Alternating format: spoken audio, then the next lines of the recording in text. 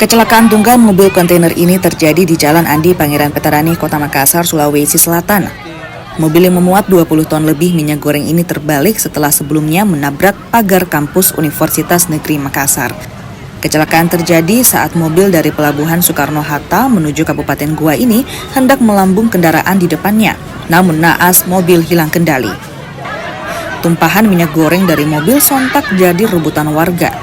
Warga berbondong-bondong datang untuk mengambil minyak goreng. Dari arah tol. Iya. Itu ceritanya bisa masuk ke dalam kampus seperti ini, bagaimana itu Pak? Ada mobil pribadi hindari ya. Di depan sini. Iya. Kita hindari, baru Saya banting kiri. iya. Masuk ke sini. Oh, untuk menghindari kecelakaan begitu dia. Iya. Untuk korban sendiri masih nihil. Untuk pengemudi mobil kontainer itu tidak apa-apa, alhamdulillah. Jadi sementara kami untuk persiapan untuk evakuasi. Untuk pemilik kendaraan Pak sudah diminta keterangan seperti apa?